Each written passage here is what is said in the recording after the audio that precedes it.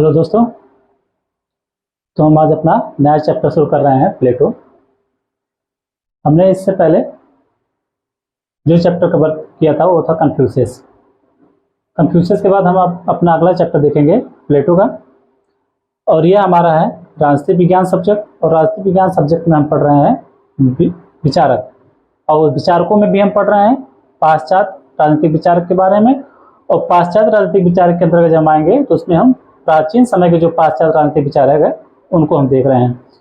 तो पाश्चात्य राजनीतिक विचारक में हम प्राचीन पाश्चात्य राजनीतिक विचारक में हमने पहले कन्फ्यूशियस को देखा। अब कन्फ्यूशियस के बाद हम आप जो शुरू करेंगे वो हमारा चैप्टर होगा प्लेटो। तो हम आज शुरू कर रहे हैं प्लेटो। हमारा आज ये पहला लेक्चर है, प्लेटो का पहला क्लास है प्लेटो। ठीक,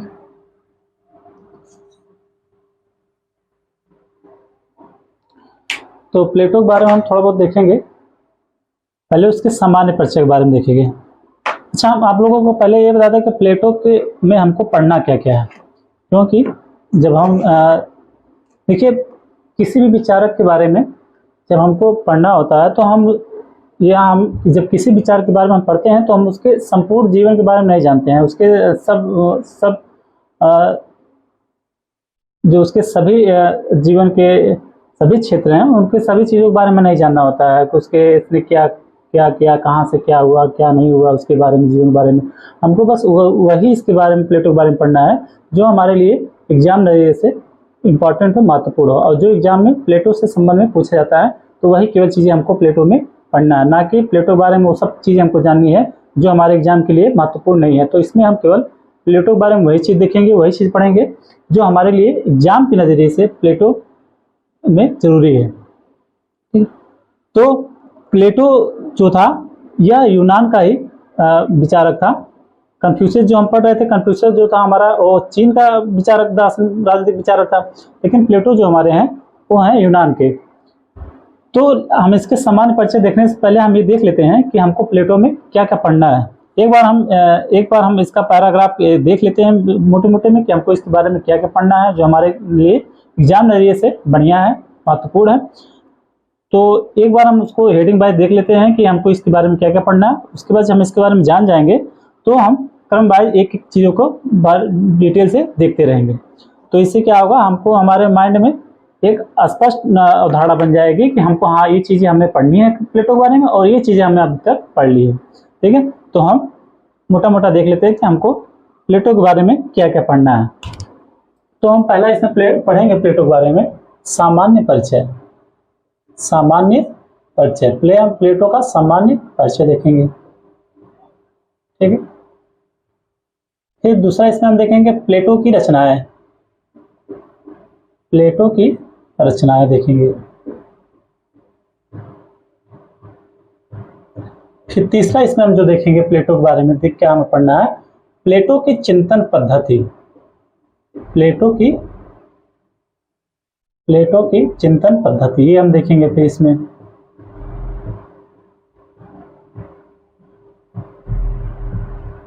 फिर हम चौथा जो देखेंगे प्लेटो का न्याय संबंधी विचार।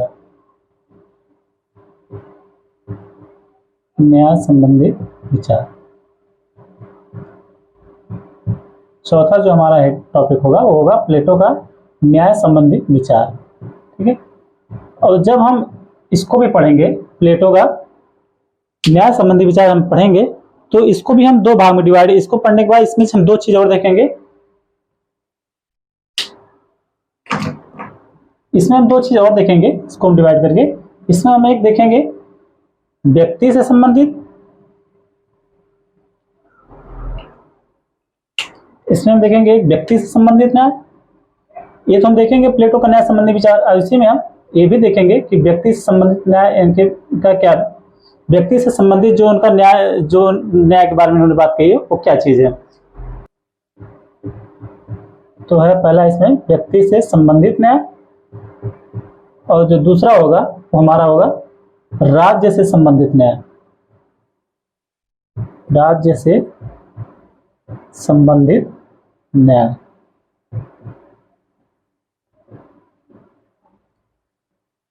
प्लेटो का न्याय संबंधी जो विचार है बहुत महत्वपूर्ण है। जब ये हम पढ़ेंगे तो उसी में हम ये भी देखेंगे कि प्लेटो ने व्यक्ति से संबंधित न्याय के विषय में क्या बात कही है और राज्य से संबंधित न्याय की उनकी क्या अवधारणा रही है। ये चीजें हम दोनों इसी के अंतर्गत देख लेंगे। ठीक है। और उसके बाद फिर हम इसमें हम इसकी राज्य से संबंधित न्याय के बाद हम इसमें प्लेटो के सिद्धांत की आलोचना भी जानेंगे। इसी में जब हम ये चीजें पढ़ेंगे इसके अंदर प्लेटो के न्याय संबंधी विचार में, तो इसमें हम व्यक्ति से संबंधित न्याय देखेंगे और उसी में और फिर राज्य संबंधित उनका क्या विचार रहा है ये भी देख जानेंगे। साथ ही साथ हम ये भी जानेंगे कि प्लेटो की जो न्याय सिद्धांत है उसकी आलोचना क्या है। फिर उसी में हम न्याय में ही इनके देखेंगे प्लेटो का न्याय वर्सेस आधुनिक न्याय। प्लेटो का न्याय को हम आधुनिक न्याय से हम कंपेयर करके फिर देखेंगे। ये सब प्लेटो के चौथे टॉपिक में ही देखेंगे, प्लेटो का न्याय संबंधी विचार में ही। फिर हम उसी में देखेंगे प्लेटो के न्याय सिद्धांत के जो प्रमुख तत्व क्या है, प्लेटो के न्याय संबंधी न्याय सिद्धांत के प्रमुख तत्व क्या है ये भी इसी में हम जानेंगे। फिर जो हमारा पांचवा टॉपिक आएगा उसमें वो हमारा होगा प्लेटो का शिक्षा संबंधी विचार। पांचवा हमारा होगा प्लेटो का शिक्षा संबंधी विचार। शिक्षा संबंधी विचार।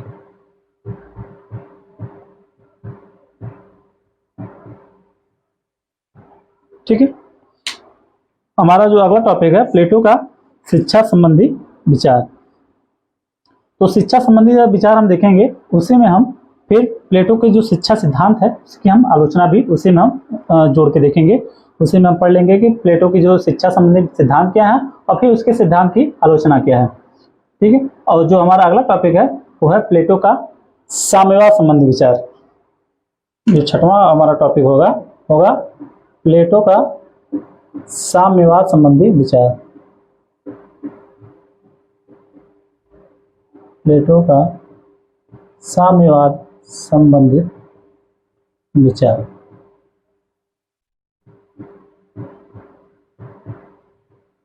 प्लेटो का साम्यवाद संबंधित विचार।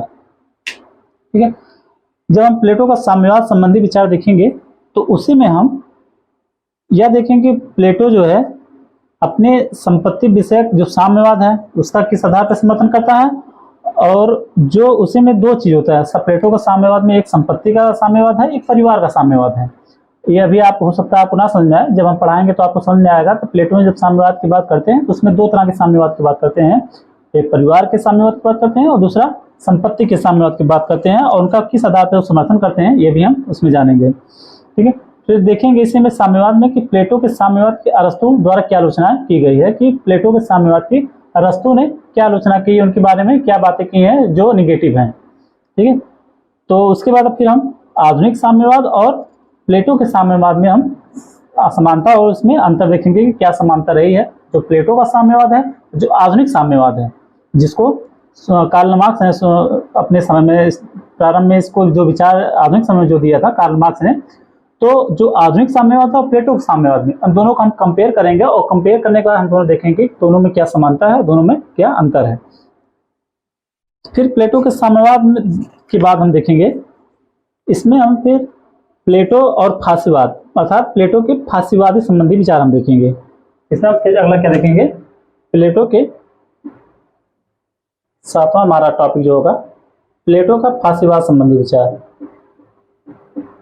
प्लेटो का फासीवाद संबंधी विचार।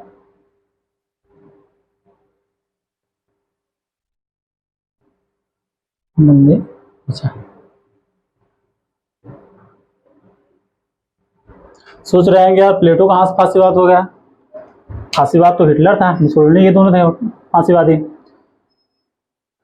तो इनकी फांसीवाद जब विचार हम देखेंगे उस समय, फिर भी हम थोड़ा सा बता दे रहे हैं कि कुछ दार्शनिकों का मानना है, कुछ विचारकों का मानना है कि प्लेटो ने कुछ ऐसे विचार अपने दिए थे। जब उन्होंने आदर्श राज्य की व्याख्या कर रहे थे तो उस समय उन्होंने ऐसे कुछ विचार दिए जो बताते हैं कि जो आधुनिक समय में जो मुसोलिनी जो हिटलर थे वो उसके विचारों से कहीं ना कहीं प्रभावित थे।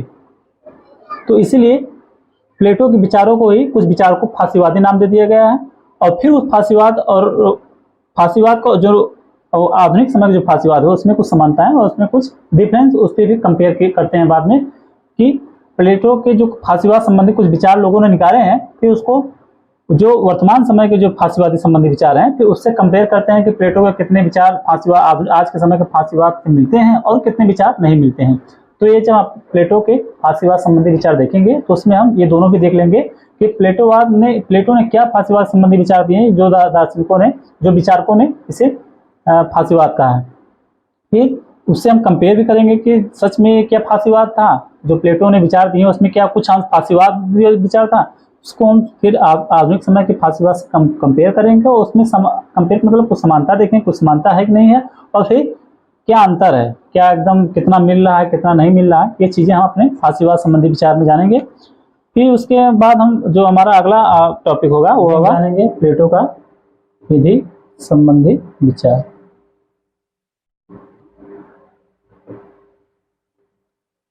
ठीक है, विधि संबंधी विचार हम देखेंगे। और फिर जो हमारा अगला पॉइंट होगा इसमें 9वां, वो हमारा होगा प्लेटो का आदर्शवत राज्य। प्लेटो का आदर्शवत राज्य, प्लेटो का आदर्शवत राज्य।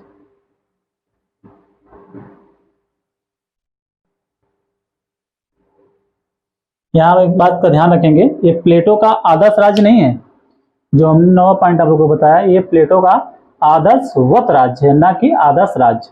आदर्श राज्य और आदर्शवाद में अंतर है दोनों। जब हम पढ़ेंगे प्लेटो का आदर्श राज्य क्या था, कुछ अलग था, और जो प्लेटो का आदर्शवत राज्य क्या था, वो कुछ अलग था। तो ये हमारा 9वां पॉइंट होगा।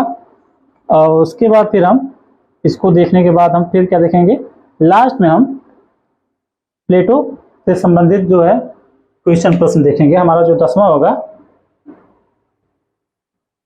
प्लेटो से संबंधित, तो से संबंधित क्या देखेंगे, प्रश्न देखेंगे हम।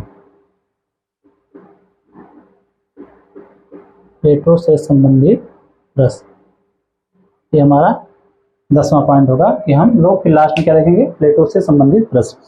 तो हमने आप लोगों को क्या बताया कि हम आज अपना नया चैप्टर शुरू कर रहे हैं प्लेटो, और फिर प्लेटो में हमको क्या क्या पढ़ना है। हमने देखा प्लेटो में हमको पढ़ना है, पहला सामान्य परिचय जानना है, फिर हम देखेंगे प्लेटो की रचनाएं क्या हैं, फिर तीसरा हम देखेंगे कि प्लेटो का चिंतन पद्धति क्या है, फिर चौथा देखेंगे फिर प्लेटो का न्याय संबंधी विचार क्या है, और न्याय संबंधी विचार में भी हम दो और चीजों के बारे में देखेंगे, व्यक्ति से संबंधित न्याय क्या है और राज्य से संबंधित न्याय क्या है।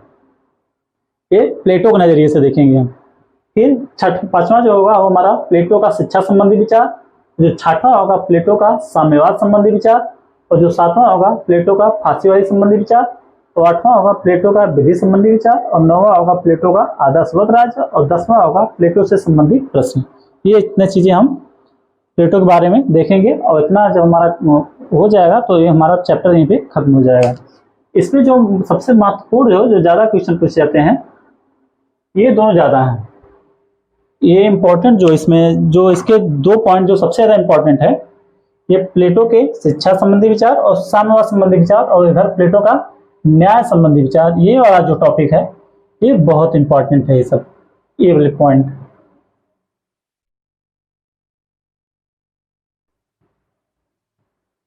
और ये वाला भी इंपॉर्टेंट है, ये वाला भी क्या है, इंपॉर्टेंट है। ये 3 पॉइंट जो है प्लेटो के संबंध में काफी महत्वपूर्ण है, जो इससे प्रश्न काफी पूछे जाते हैं, काफी आते हैं प्रश्न क्वेश्चन एग्जाम में। ठीक है, तो हम शुरू करते हैं पहला अपना चैप्टर। पहला पॉइंट, हमारा पहला पॉइंट है सामान्य परिचय। होगा सामान्य परिचय।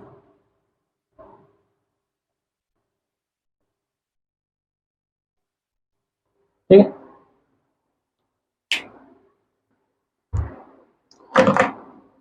अब प्लेटो का जो सामान्य परिचय है, अब हम इसमें देखते हैं एक एक पॉइंट करके। प्लेटो जो थे वो प्राचीन यूनानी राजनीतिक दार्शनिक थे। प्लेटो क्या थे, प्लेटो प्राचीन यूनानी, प्लेटो जो थे प्राचीन यूनानी राजनीतिक दार्शनिक थे।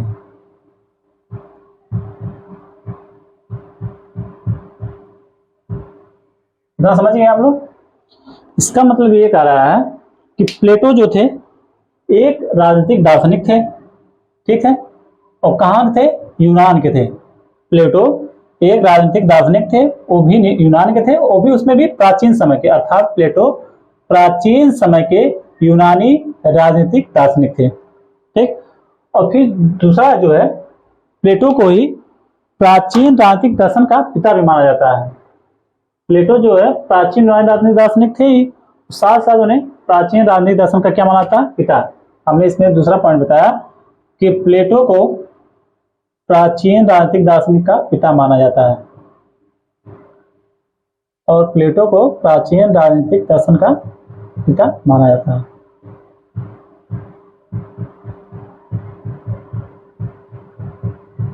या जनक। तो आप लोग सोच रहे होंगे यार सर गलत बता रहे होंगे। हमने कहा प्लेटो को प्राचीन राजनीतिक दार्शनिक का जनक माना जाता है। हमने ये नहीं कहा को उनको राजनीतिक दार्शनिक का जनक माना जाता है। जो हमारे राजनीतिक विज्ञान के जो जनक हैं वो है अरस्तु। अरस्तु को राजनीतिक विज्ञान का जनक माना जाता है। लेकिन जो प्राचीन समय के राजनीतिक दर्शन है, जो प्राचीन समय के राजनीतिक दर्शन, उनको जनक अरस्तु को नहीं माना जाता है।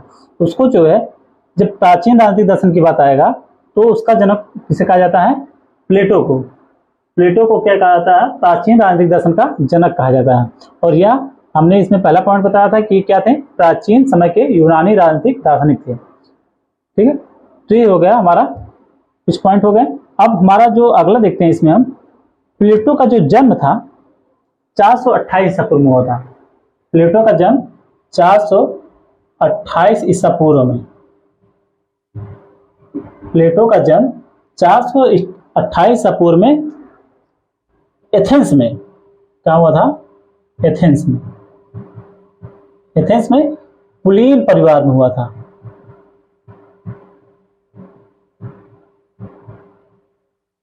कुलीन मतलब समझ रहे हैं, संपन्न परिवार से हुए थे। ये ऐसे दार्शनिक थे जो संपन्न परिवार से थे। इन्होंने अपना जीवन दर्शन में व्यतीत कर दिया, सीखने में, जानने में। और तो ये जो प्लेटो थे हमारे, ये कुलीन परिवार से आते थे। ये किसी मिडिल मतलब लो परिवार से नहीं थे या गरीब परिवार से नहीं थे, बल्कि अपने समय में जो थे एक संपन्न परिवार से आते थे प्लेटो। और ये इनका जन्म जो हुआ था एथेंस में हुआ था 428 ईसा पूर्व में। इनका जो वास्तविक नाम था, इनका वास्तविक नाम था एरिस्टोक्लोज। इनका वास्तविक नाम था एरिस्टोक्लीज। एरिस्टोक्लीज।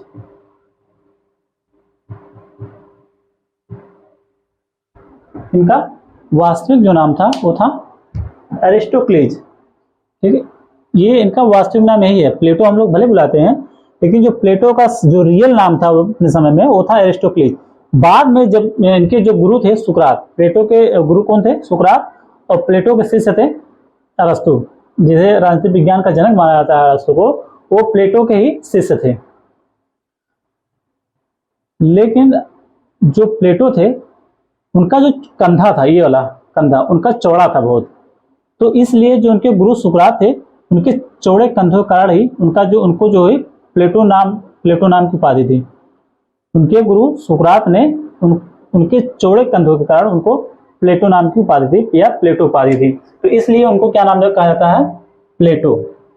इसलिए उनका नाम प्लेटो क्यों पड़ा, चौड़े कंधों के कारण। चौड़े कंधों के कारण उनके गुरु ने उनको प्लेटो नाम की उपाधि थी, ठीक है। हमने क्या बताया कि जो प्लेटो थे वो थे, उनके बचपन का जो नाम था, उनका जो मूल नाम था, जो उनका मुख्य नाम था वो था एरिस्टोक्लीज। लेकिन इनके गुरु जो सुकरात थे, इनके चौड़े कंधों के कारण इनको जो है प्लेटो नाम दिया, और तभी से इनका नाम क्या पड़ गया, प्लेटो। और ज्यादातर लोग इसी नाम जानते हैं, एरिस्टोक्लीज। बहुत लोग नहीं जानते हैं, हालांकि ये प्रश्न पूछे भी जाते हैं कि जो प्लेटो है उनका जो सही नाम क्या है, उनका वास्तविक नाम क्या था। फिर प्लेटो जो है उन्होंने 388 ईसा पूर्व में, प्लेटो ने 388 ईसा पूर्व में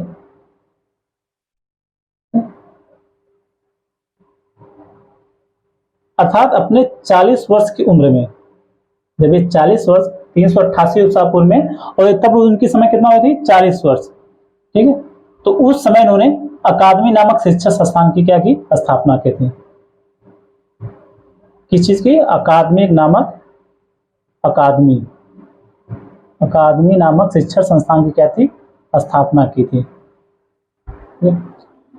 388 ईसा पूर्व में जब उस समय प्लेटो की उम्र क्या थी 40 वर्ष, उस समय उन्होंने अकादमिक नामक शिक्षा संस्थान की स्थापना की थी, जिसे यूरोप का प्रथम विश्वविद्यालय होने का गौरव प्राप्त हुआ।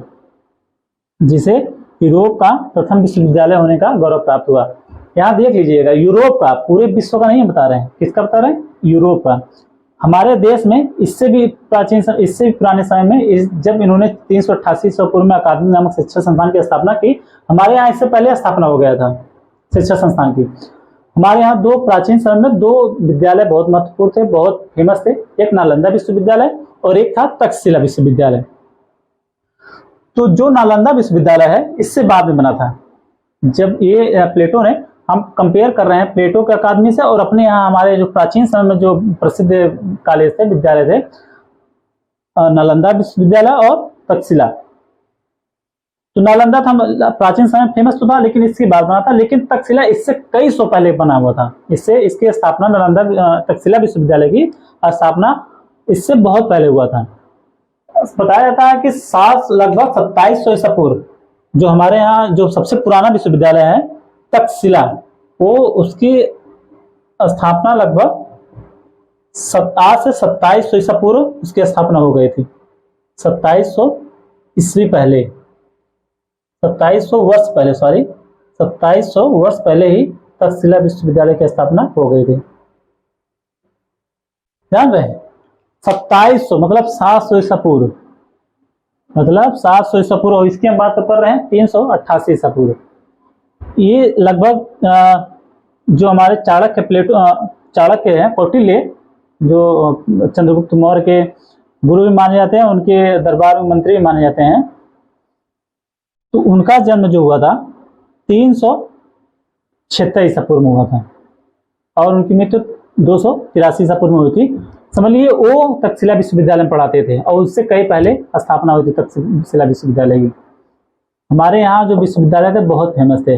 हमारे हिसाब से तो शायद पूरे दुनिया का सबसे पुराना विश्वविद्यालय यही होगा, तक्षशिला ही, जहाँ तक मुझे लगता है, और होगा भी यही। पूरे विश्व का सबसे, यदि देखा जाए तो सबसे, पूरे विश्व का सबसे प्राचीन जो विश्वविद्यालय होगा वो होगा तक्षशिला ही। और नालंदा जो विश्वविद्यालय था वो था, उसकी स्थापना हुई थी 450 ईसा पूर्व में। नालंदा जो विश्वविद्यालय था, नालंदा विश्वविद्यालय की स्थापना हुई थी 450 ईस्वी में, अर्थात 5वीं शताब्दी में हुई थी। 450 ईस्वी में इसकी स्थापना की थी कुमारगुप्त प्रथम ने। कुमारगुप्त प्रथम,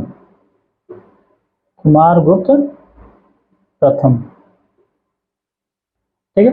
तो जो नालंदा विश्वविद्यालय था उसकी स्थापना गुप्त शासन काल में हुई थी 450 ईस्वी में, और इसकी स्थापना जो किए थे वो थे कुमारगुप्त प्रथम ने। ठीक, ये हमारे देश के दो प्राचीन का विद्यालय थे। ये हम जब अकादमी पढ़ा रहे थे तो हमें लगा कि भी आपको बता देना चाहिए तक्षशिला विश्वविद्यालय में कि हमारे देश में इससे भी पुराने विद्यालय थे। हालांकि जो यूरोपियन को, ये लोग ये समझते हैं कि यूरोपियन बहुत पढ़े लिखे हैं, बहुत विद्वान आदमी हैं, मतलब बहुत सभ्य अपने आप को समझते हैं। हमारे यहाँ तो उससे बहुत पहले ही स्थापना हो गया था तक्षशिला विश्वविद्यालय, लगभग 2700 वर्ष पहले ही।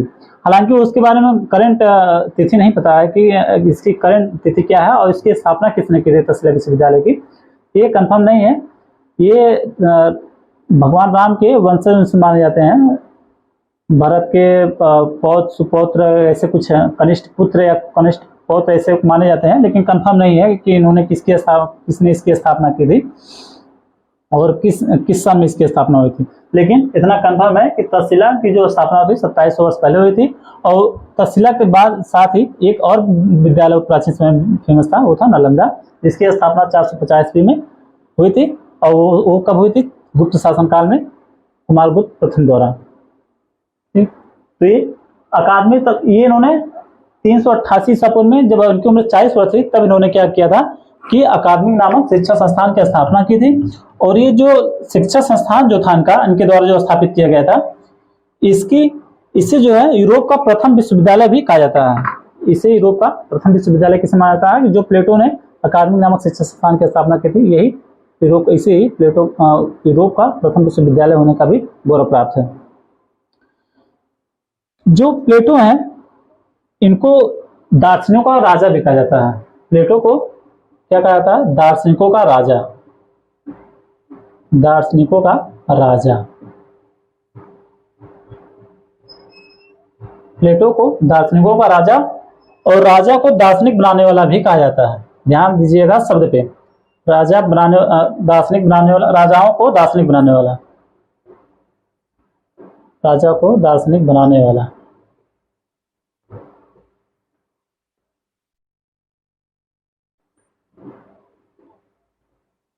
ठीक है, जो प्लेटो है इनको क्या कहा जाता है? दार्शनिकों का राजा। इनको, अब यहाँ हमने पहला पॉइंट देखा था कि इनको जो है प्राचीन राजनीतिक दर्शन का क्या कहा था? जनक। तो ये अपने समय में यूरोप में या यूरोपीय देशों में ये सबसे पुराने ऐसे दार्शनिक थे जिन्होंने दर्शन भी दिए और साथ ही साथ इन्होंने अपनी रचनाएं भी अपने द्वारा अपने विचारों को उन्होंने प्रिंटिंग रूप दिया, उन्हें लिखित रूप दिया। ये ऐसे पहले विचार थे। हालांकि इनसे भी इनके जो गुरु थे सुकरात भी, वो भी अच्छे दार्शनिक थे, लेकिन उन्होंने अपने कभी भी विचारों को लिखित रूप नहीं दिया। वो केवल लोगों से वार्तालाप करते थे, केवल बातें करते थे और बड़े बड़े विचार देते थे, लोगों को तर्क वितर्क करते थे और उन्हीं से सीखे थे प्लेटो। लेकिन प्लेटो ने फिर उसके बाद भी जब इनकी सुकरात की मृत्यु हो गई तो उसके बाद उन्होंने कई देशों का भ्रमण किया, कई देश घूमे टहले और फिर उन्हें कई चीजों को सीखा और फिर उन्हें सीखने के बाद उन्होंने जो दर्शन दिए उसको अपना लिखित रूप दिया। और ये अपने समय के बहुत फेमस विद्वान दार्शनिक भी थे, इसलिए इनको दार्शनिकों का राजा भी कहा जाता है। और साथ ही साथ इनको राजा को दार्शनिक बनाने वाला कहा जाता है। जब इनको हम पढ़ेंगे तो इनको राजाओं को दार्शनिक बनाने वाला क्यों कहा जाता है, इसके पीछे रीजन है कि चाहते थे कि जो राजा हो, देश के राज्य के राजा जो हों वो दार्शनिक हों। इसी क्रम में इसीलिए उन्होंने एक आदर्श राज्य की संकल्पना की थी और ये उसको वास्तविक रूप देने के लिए इटली के एक राजा थे। इटली में एक राज्य था सिराक्यूज था। तो उसको उन्होंने इनको, सिराक्यूज एक जगह थी, तो वहां का जो राजा था ड्यूनिशियस द्वितीय, इटली में एक राज्य था, उसमें कई भागों में बटा हुआ था सिराक्यूज। और सिराक्यूज के एक राजा थे ड्यूनिशियस द्वितीय। उन्होंने इनको आमंत्रित किया कि हमको दार्शनिक बनना है, मतलब एक अपने राज्य को और अच्छा बनाना है। तो ये वहां गए, ड्यूनिशियस को उन्होंने दार्शनिक बनाना चाहा। अब एक राजा जो सुख भोग चुका है, एकदम पूरा मजा ले चुका है राज्य का, एकदम मौज मस्ती कर चुका है, वो दार्शनिक तपस्या कर पाएगा? तो कुछ जितना वो कर पाता था उतना थोड़ा बहुत किया उसने। जब उसको लगा कि हमारे पास बात नहीं है, उसके कई बातों पे, प्लेटो की कई बातों पर उसकी गुस्सा आ गया। फिर क्या हुआ कि ड्यूनिशियस ने इसको क्या बंदी बना के प्लेटो को, इनको जहां दासों को बेचा जाता था उनको वहां बेच दिया। हालांकि बाद में इनके एक मित्र ने इनको खरीद के उनको छुड़वा दिया, फिर वहां से लौट के अपने देश लौट आए। लेकिन ये सोचते थे कि राजा को दार्शनिक बनाया जाए, इसीलिए ये राजा जो होना चाहिए वो दार्शनिक होना चाहिए। ये राजा को दार्शनिक बनाना चाहते, इसी कारण से उन्हें राजा को दार्शनिक बनाने वाला भी कहा जाता है। तो जो प्लेटो थे उसको क्या कहा जाता है? दार्शनिकों का राजा, और राजा को दार्शनिक बनाने वाला कहा जाता था। जो प्लेटो की जो राजशास्त्र की जो उन्होंने विस्तृत विवेचना की थी, उन्होंने 3 पुस्तक में की थी। प्लेटो ने राजशास्त्र की विस्तृत विवेचना अपने 3 पुस्तक में की थी, जो उनकी सबसे महत्वपूर्ण पुस्तक थी, द रिपब्लिक में। और उसके साथ साथ उन्होंने द स्टेटमेंट और द लॉज में दोनों अपने राज्य व्यवस्था की विस्तृत विवेचना की थी। और द रिपब्लिक में उन्होंने एक आदर्श राज्य की व्याख्या की। उन्होंने द रिपब्लिक में आदर्श राज्य की व्याख्या की, जबकि उन्होंने द स्टेटमेंट और द लॉज में उन्होंने व्यवहारिक राज्य की व्याख्या की। इसका रीजन क्यों उन्होंने आदर्श राज्य की व्याख्या के बाद फिर व्यवहारिक राज्य पे आ गए, ये तो हम बाद में देखेंगे। लेकिन इतना आप लोग समझ लीजिए प्लेटो के बारे में कि जो प्लेटो की जो उन्होंने अपने राजशास्त्र की जो विस्तृत विवेचना की थी वो उनकी 3 पुस्तकों में पाया जाता है। वो है द रिपब्लिक, द स्टेट्समैन और द लॉज। द रिपब्लिक में उन्होंने आदर्श राज्य की व्याख्या की, लेकिन द स्टेट्समैन और द लॉज में उन्होंने व्यवहारिक राज्य की व्याख्या की थी। उन्होंने उसमें व्यवहारिक राज्य की बात की थी। फिर 347 ईसा पूर्व में अर्थात 81 वर्ष की उम्र में, 347 ईसा पूर्व में अर्थात 81 वर्ष की उम्र में इनका क्या होगा, देहांत हो गया। प्लेटो का 327 ईसा पूर्व में इनका देहांत, तो उस समय इनकी उम्र थी 81 वर्ष। एक चीज हम प्लेटो के बारे में और जान लेते हैं कि प्लेटो के जो गुरु थे सुकरात को अब शायद सभी लोग जानते हैं कि विष का प्याला देके उन्हें मार दिया गया था। और जब प्लेटो को विष का प्याला देके मारा गया था तो उस समय एथेंस में लोकतंत्र था। इसी कारण प्लेटो को जो है लोकतंत्र से नफरत हो गई थी। प्लेटो जो है लोकतंत्र को एकदम पसंद नहीं करता था। उसका मेन कारण था कि उसके गुरु सुकरात को इसी लोकतांत्रिक व्यवस्था ने उनके गुरु को विष का प्याला देकर मार दिया था, इसीलिए उन्हें लोकतंत्र से नफरत हो गई थी। और उनके गुरु प्लेटो को जो जहर दिया गया, जो विष का प्याला दिया गया था, वो कौन सा जहर था, ये भी बहुत जगह पूछा जाता है। तो उस जहर का नाम था हेमलॉक जहर। उस जहर का नाम था हेमलॉक। तो इसको भी आप लोग देख लीजिएगा, हेमलॉक जहर। ठीक है, हेमलॉक जहर जो है ये प्लेटो के जो गुरु अरस्तु थे, सुकरात जो थे, उनको जब विष का प्याला दिया गया था तो कौन सा विष था, उस विष का नाम क्या था, हेमलॉक। तो ये हो गए हमारे प्लेटो के बारे में सामान्य परिचय। हमने प्लेटो के बारे में आप लोगों को सामान्य परिचय तो बताया।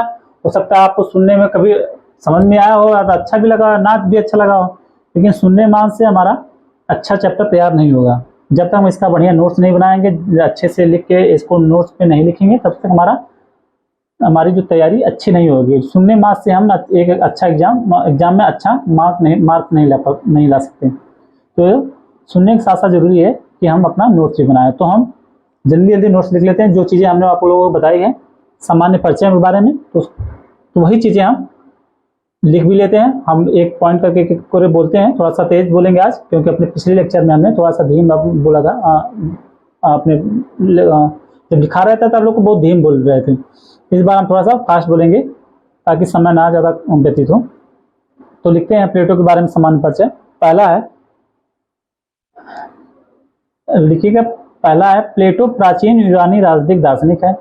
प्लेटो प्राचीन यूनानी राजनीतिक दार्शनिक है, जिसे प्राचीन राजनीतिक दर्शन का पिता माना जाता है।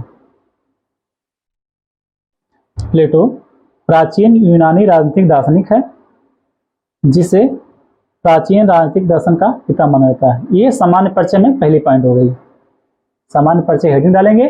सामान्य परिचय हेडिंग डालने के बाद फिर उसमें पॉइंट डालेंगे, चाहे जैसे भी पॉइंट एक लिख लीजिए, चाहे ऐसे मार्क कर लीजिए, ऐसे मार्क कर लीजिए, ये भी सब भी सही है, दोनों सही है। दूसरा पॉइंट लिखिएगा, प्लेटो का जन्म 428 ईसा पूर्व। प्लेटो का जन्म 428 ईसा पूर्व एथेंस में एक कुलीन परिवार में हुआ था। प्लेटो का जन्म 428 ईसा पूर्व में एथेंस में, और कोष्टक में लिख लीजिएगा यूनान। एथेंस जो था यूनान में था, ठीक है। एथेंस के बाद कोष्टक में लिख लीजिएगा यूनान, अर्थात प्लेटो का जन्म जो है 428 ईसा पूर्व एथेंस में अर्थात यूनान में एक कुलीन परिवार में हुआ था। अगला पॉइंट लिखते हैं, इनका वास्तविक नाम एरिस्टोक्लीस था।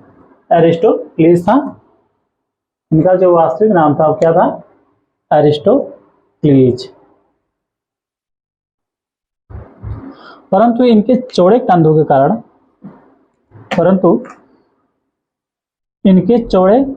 कारण उनके गुरु सुकरात ने उन्हें प्लेटो की उपाधि दी। परंतु इनके चौड़े कंधों के कारण उनके गुरु सुकरात ने उन्हें प्लेटो की उपाधि दी। प्लेटो ने 388 ईसा पूर्व अर्थात अपनी आयु के 40वें वर्ष में, प्लेटो ने 388 ईसा पूर्व अर्थात अपनी आयु के 40वें वर्ष में अकादमी नामक शिक्षा संस्थान की स्थापना की। अकादमी नामक शिक्षा संस्थान की स्थापना की, जिसे यूरोप का प्रथम विश्वविद्यालय होने का गौरव प्राप्त हुआ। जिसे यूरोप का प्रथम विश्वविद्यालय होने का गौरव प्राप्त हुआ। अगला पॉइंट लिखते हैं, प्लेटो को दार्शनिकों का राजा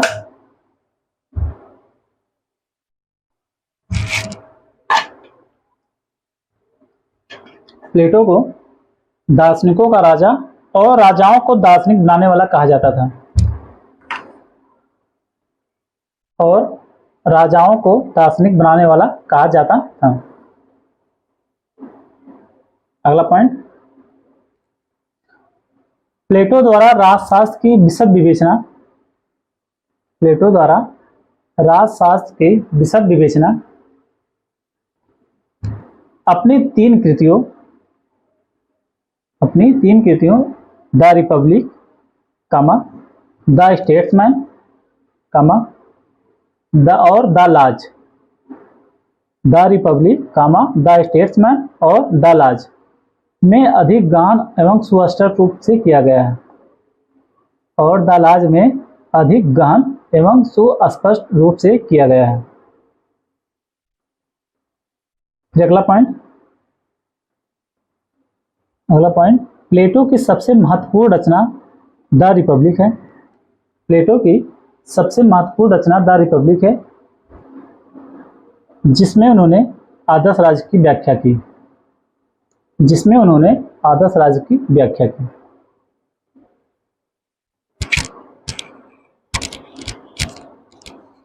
फिर इसके अतिरिक्त प्लेटो ने द स्टेट्समैन और द लाज नामक ग्रंथ लिखे। इसके अतिरिक्त प्लेटो ने द स्टेट्समैन और द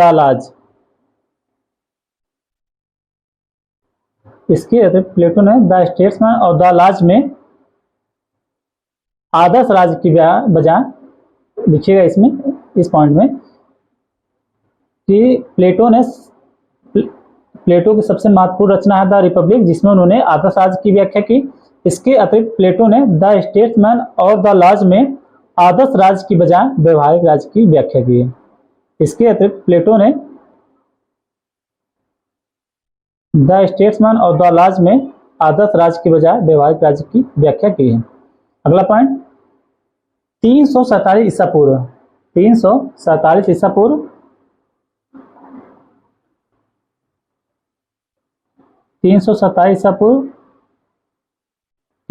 ईसा पूर्व में, अर्थात 81 वर्ष की आयु में, 347 ईसा पूर्व में अर्थात 81 वर्ष की आयु में प्लेटो का देहांत हो गया। इसे में एक पॉइंट और जोड़ लीजिएगा, जो जहर है और जो उनके गुरु सुकरात को जो जहर दिया गया था, वो भी काफी पूछा जाता है, तो वो भी लिखिए कि अगला पॉइंट लिख लीजिएगा, प्लेटो के गुरु सुकरात को हेमलॉक नामक जहर दिया गया था। प्लेटो के गुरु सुकरात को हेमलॉक नामक जहर दिया गया था। बस इतना था हमारे सामान्य परिचय में। अब हम अपना अगला पॉइंट देखेंगे, हमारा होगा प्लेटो की रचनाएं। प्लेटो की रचनाएं क्या क्या हैं।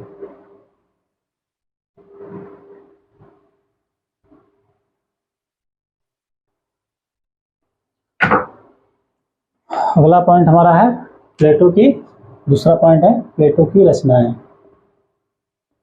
प्लेटो की रचनाएं भी देख लेते हैं कि रचनाएं उनकी क्या क्या रही हैं।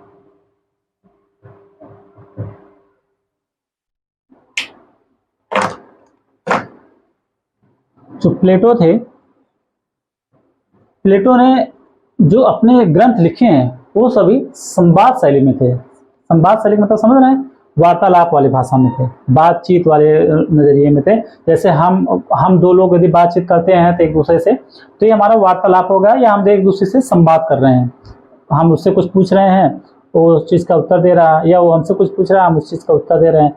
तो जो प्लेटो ने जो अपने ग्रंथ सभी ग्रंथ लिखे हैं वो संवाद शैली में लिखे हैं, अर्थात एक दूसरे से प्रश्न करते हुए उत्तर प्रश्न हो रहे हैं। दो लोग आपस में क्या रहे हैं, उत्तर प्रश्न कर रहे हैं। एक प्रश्न कर रहा है, एक उत्तर दे रहा है, एक उत्तर दे रहा है, एक प्रश्न कर रहा है, एक उत्तर दे रहा है। तो उनके सभी जो रचनाएं हैं सब क्या है, संवाद शैली में। इसे कह रहे हैं कि उनकी जो सभी रचनाएं हैं वो हैं संवाद शैली में। और इन्होंने टोटल 36 पुस्तकें लिखी हैं। इन्होंने कुल कितनी पुस्तकें लिखी हैं? 36।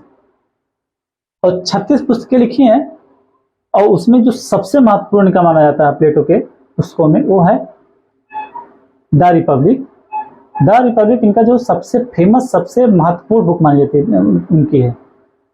और इसके अलावा दो और बुक है जो महत्वपूर्ण है, वो है द स्टेट्समैन और द लॉज।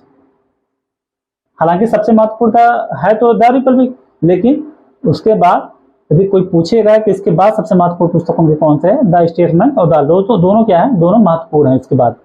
उसके अलावा और कई बुकें हैं जो एग्जाम में पूछी जाती हैं, हालांकि उतना लोग जानते नहीं है।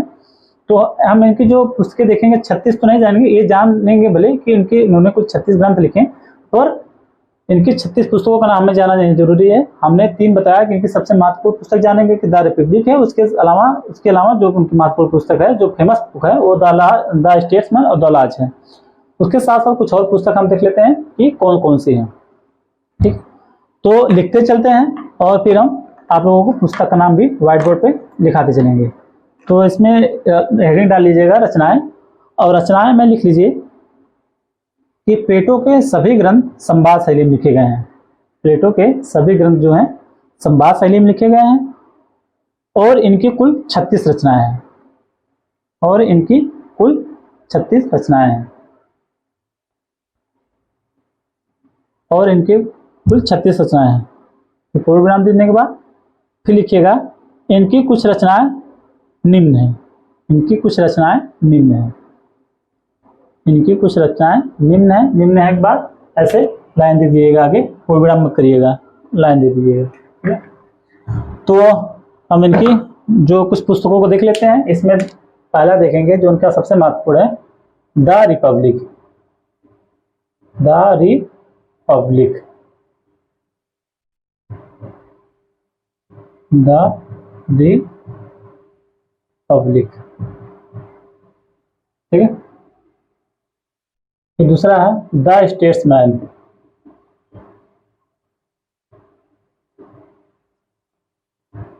The statesman.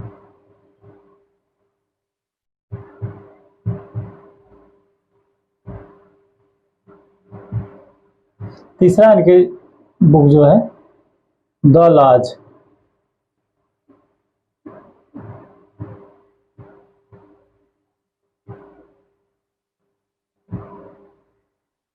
ठीक, 3 बुक हो गई। अब 3 के अलावा कुछ और पुस्तकें हैं जो जानना जरूरी है, थोड़ा सा हम जान लेते हैं, ताकि अगर प्रश्न पूछा जाए तो हमें पता रहे कि ये पुस्तक किसके द्वारा लिखी गई है।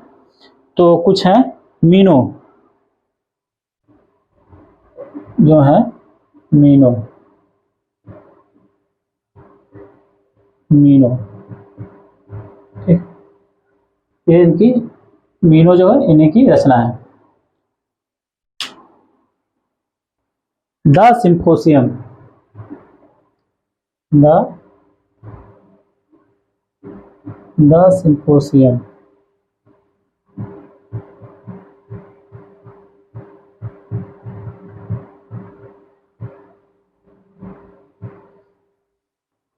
हम हिंदी इंग्लिश दोनों लिखते चल रहे हैं, ताकि एग्जाम में तो इंग्लिश ही नाम रहेगा, लेकिन वो हिंदी में जो इसकी लिपि रहेगी वो हिंदी में ही लिख के आएगी, इंग्लिश में लिख के नहीं आएगा। तो हम इंग्लिश के साथ साथ हिंदी में लिख दे रहे हैं द सिम्पोसियम। अगला जो है फेडो।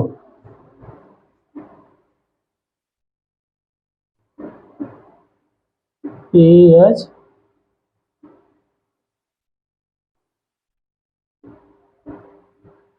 फेडो। फेडो भी इन्हीं की रचना है, ठीक है। 7वां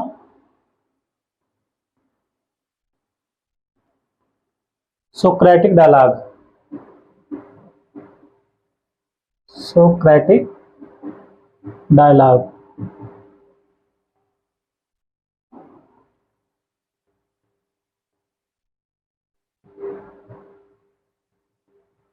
सोक्रेटिक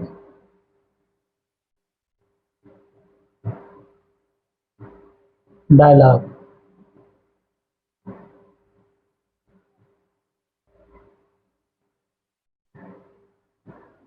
सातवां है सोक्रेटिक डायलॉग।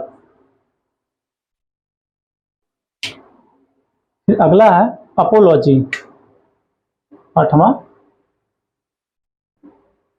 अपोलॉजी।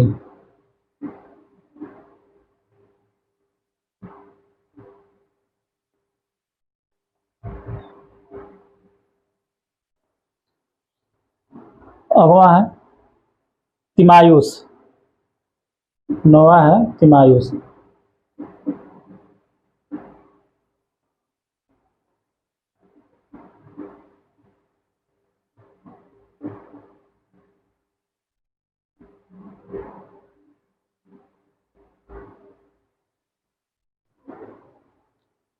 तिमायुस और उसके अलावा जो अगली बुक इनकी पुस्तक है जॉर्जियस।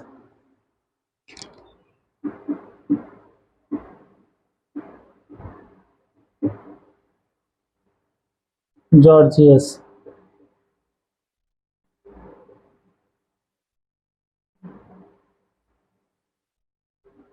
ये इनकी 10वीं पुस्तक है। 10 पुस्तक हो गई। और है 11वां यूथिप्रो। यूथिप्रो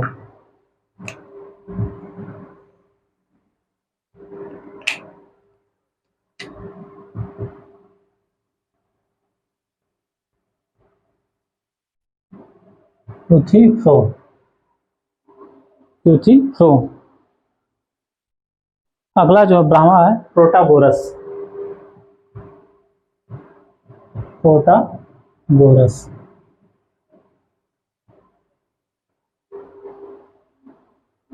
और ब्राह्मा जो है सोफिस्ट 13वां।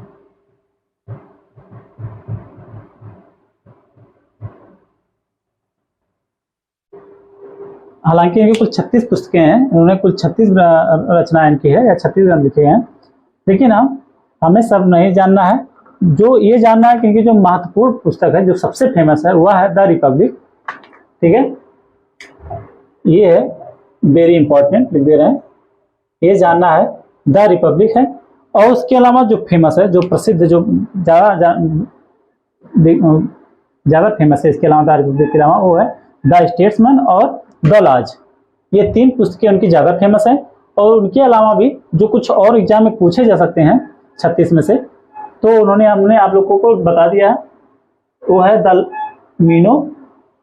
ठीक है, 3 के अलावा 10 और भी बता दिए हैं, ताकि अगर एग्जाम में पूछा जाए तो आप लोग उस चीज़ को जान पाएं कि हाँ कौन सी पुस्तक किस लेखक के द्वारा, किस दार्शनिक के द्वारा लिखी गई है। तो द लॉज के अलावा हमारी और पुस्तक कौन है? मीनो। और फिर अगला है द सिम्पोजियम। द सिम्पोजियम प्लेटो की रचना है। और सिम्पोजियम के अलावा फेडो, ये भी प्लेटो की रचना है। और सोक्रेटिक डायलॉग, सोक्रेटिक, अभी कभी कभी जो सोक्रेटिक डायलॉग्स आएगा तो लोग सोचेंगे अरे ये तो सुकरात, मतलब सोक्रेटिक जुड़ा हुआ है तो इसका मतलब सुकरात का है। ये चीज़ ध्यान रखिएगा कि सुकरात ने कभी भी अपने विचारों को कभी भी उन्होंने लिखा नहीं है। उनके विचारों, जो विचार जब लोगों से बातचीत करते थे, जो अपने विचार देते थे, तो लोग उनकी बातों को सुनकर लिखते थे। कुछ लोग, उनके जो शिष्य थे और भी जो कुछ लोग रहे होंगे, वो सब लिखते थे इनके विचारों को। इन्होंने अपने विचारों को कभी नहीं लिखा है। तो अगर कभी आ जाए सोक्रेटिक डायलॉग्स किस दार्शनिक की रचना है, ठीक है, तो ये कभी मत मारिएगा सुकरात। सुकरात ऑप्शन में हो, कंफ्यूजन के लिए सुकरात देगा जरूर, लेकिन सुकरात में मारिएगा। ये है प्लेटो की, उनके शिष्य जो हैं वो प्लेटो की, उनकी रचना है। फिर 8वां जो है, अगला जो है अपोलॉजी। अपोलॉजी भी क्यों है? ये प्लेटो की ही रचना है। और अपोलॉजी के बाद तिमायुस, ये भी प्लेटो की रचना है। और जॉर्जियस, ये भी प्लेटो की रचना है। और यूथिप्रो जो है, ये भी प्लेटो की रचना है। यूथिप्रो के बाद प्रोटागोरस जो है, ये भी प्लेटो की रचना है। और सोफिस्ट जो है, ये भी प्लेटो की रचना है। तो इस तरह हमारा जो है प्लेटो की रचनाएं थी, ये पॉइंट भी हमारा खत्म हो गया है। अब हम देखेंगे प्लेटो की चिंतन पद्धति। ठीक, लेकिन इसको हम अपने अब अगले लेक्चर में देखेंगे, क्योंकि आज काफी समय हो गया है, तो इससे हम आज नहीं पूरा करेंगे। अब हमारा जो अगला लेक्चर होगा वो शुरू होगा प्लेटो के चिंतन पद्धति। ठीक है, कि प्लेटो की चिंतन पद्धति क्या थी। तो उन्होंने अपने चिंतन में किन पद्धतियों का प्रयोग किया है। तो उसके बाद हम जो इसका बहुत महत्वपूर्ण है प्लेटो का न्याय संबंधी विचार, ये इसके बाद ये हम देखेंगे इसका सबसे महत्वपूर्ण जो पॉइंट है प्लेटो का न्याय संबंधी विचार, ये उसके बाद हम देखेंगे। ठीक है, आज हम अपने चैप्टर अपने टॉपिक को अपने यहीं खत्म कर रहे हैं।